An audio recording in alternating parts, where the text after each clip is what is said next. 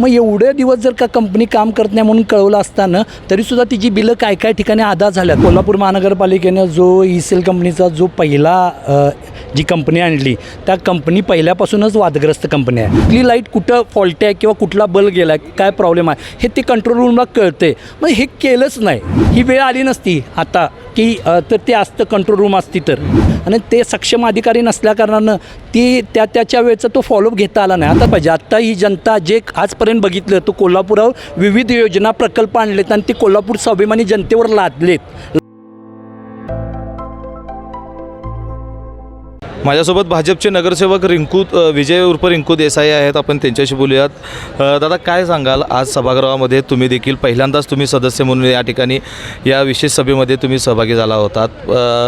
या संपूर्ण प्रक्रियेमध्ये तुम्ही असा आरोप केला की महापालिकेनं वारंवार राज्य शासनाला नोटीस दिली होती की ही कंपनी योग्य त्यांची कार्यपद्धती चांगली नाही आहे, मात्र राज्य शासनाकडून त्यांना बिलं जे आहेत ती बिलं अदा केलेली आहेत. काय नेमकं यामागचं गौडबंगाला? मी कोल्हापूर महानगरपालिकेनं जो ई-सेल कंपनीचा जो पहिला जी कंपनी आणली त्या कंपनी पहिल्यापासूनच वादग्रस्त कंपनी आहे. ती कंपनी ज्यावेळी आली त्यापासून त्याचा कारभार नीट नव्हताच. आम्ही त्यावेळी नव्हतो या पदावर, तरीसुद्धा आम्ही माहिती घेतली असताना आत्ता आम्हाला कळालं की बाबा आपल्या महानगरपालिकेनं वेळोवेळी कळवले शासनाला की असं की ही कंपनी काम करत नाही, हे नाही. मग एवढे दिवस जर का कंपनी काम करत नाही म्हणून कळवलं असताना तरीसुद्धा तिची बिलं काय काय ठिकाणी अदा झाल्यात. महिन्याला म्हणजे त्यांच्या मेंटेनन्स पायी 24 लाख रुपये असं बिल काहीतरी ते अधिकारी म्हटलेत की बाबा अदा करायला लागत होते. मग जर तुम्ही नोटिसा दिल्या असताना त्या कंपनीला तर तुम्ही परत कशाला मग ते बिल काढला? मग हे बिल काढला आज अशी वेळ आली आहे की आता टर्मिनेट करायचं किंवा ब्लॅकलिस्टला टाकायचं कंपनी. तर हेच अगोदर हे सगळं व्हायच्या अगोदर तुम्ही ह्या बाकीच्या गोष्टी शासनाला कळवायला पाहिजे होता आणि मग ह्या प्रोसिजर पण आत्ता आलं असतं. बरं, मग यामध्ये राज्य शासन असेल, शासनाचे अधिकारी असतील किंवा महापालिकेचे अधिकारी असतील, यामध्ये जबाबदार कोणाला धरायचं? नाही, महानगरपालिकेनंच ते जबाबदार आहे. महानगरपालिकेनंच ज्यावेळी या ई-सेल कंपनीचं टेंडर झालं त्यावेळेचे नियम जे होते त्या नियमाप्रमाणे फॉलो घ्यायला पाहिजे होता महानगरपालिकेच्या अधिकाऱ्यांनी. तसं सक्षम अधिकारी नसल्याकारणानं ठोक मानधनवरचं इथं अधिकारी आहे आणि ते सक्षम अधिकारी नसल्याकारणानं ती त्याच्या वेळेचा तो फॉलोअप घेता आला नाही. आता टेंडरमध्ये पहिल्यांदा सांगतो CCMC म्हणून केबिन होती, कंट्रोल केबिन. शहरात ज्यावेळी हा प्रकल्प आला तर ती कंपल्सरी होती की बाबा त्या टेंडरमध्येच आहे. मी वाचलं आहे की बाबा CCMC कंट्रोल केबिन त्याला म्हणतात सेंटर. तर त्या केबिन होणं खूप महत्त्वाचं होतं. सिटीत कुठली लाईट कुठं फॉल्ट आहे किंवा कुठला बल्ब गेला आहे, काय प्रॉब्लेम आहे हे ते कंट्रोल रूमला कळते. मग हे केलंच नाही. आता ठीक आहे, मी सभागृहात बोलल्यानंतर त्यांनी सांगितलं नाही ती कंट्रोल केबिन त्याचा एस्टिमेट 50 लाखाचं होतं. तर आयुक्त साहेबांनी पण सांगितलं आणि बाकीच्यांनी पण अधिकाऱ्यांना सांगितलं की बाबा ते आम्ही बिलच अदा केलं नाही. मग ते खूप महत्त्वाचं होतं. हे चोर पहिला ES कंपनीची जी चोरी आत्तापर्यंत झाल्या ही जर ती CCMC झालं असतं तर हे आत्तापर्यंत ती वेळच आली नसती. कोल्हापूर महानगरपैकी आता 3-3.5 हजार दिवे बंद आहेत. ही वेळ आली नसती आता की तर ते असतं कंट्रोल रूम असती तर.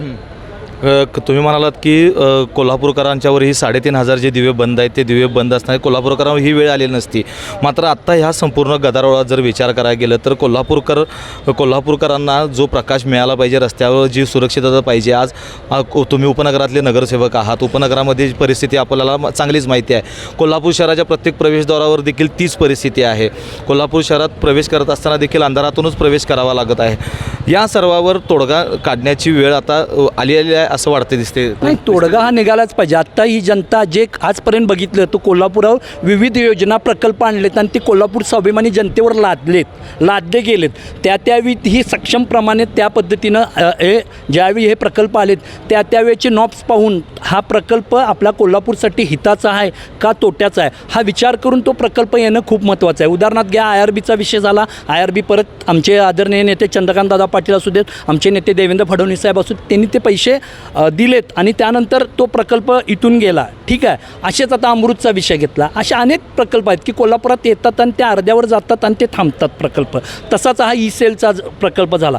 त्याचवेळी हे योग्य प्रकारे झालं असतं तर आता कोल्हापूरच्या जनतेला अंधारात राहता आलं नसतं. म्हणजे आता अंधारात जी कोल्हापूरची जनता आहे ती ह्या सगळ्या गोष्टीला आपले कोल्हापूर महानगरपालिकेचे अधिकारी पण तेवढेच जबाबदार आहेत. त्यांनी त्या पद्धतीनं ह्या सगळ्या गोष्टी अंमलात आणणं खूप महत्त्वाचं होतं आणि त्या पद्धतीनं जर का ह्या सगळ्या गोष्टी झाल्या असत्या तर आज ही वेळ आली नसती.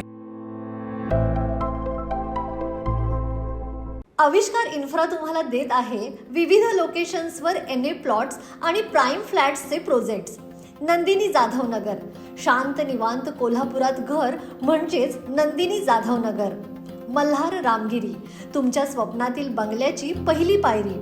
मल्हार रामगिरी हातकणंगले.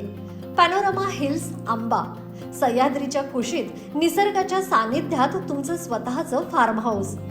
पद्मवीरा सिटी जयसिंगपूर, एक आधुनिक लाईफस्टाईल देणारा 1 and 2 BHK होम्सचा प्रोजेक्ट.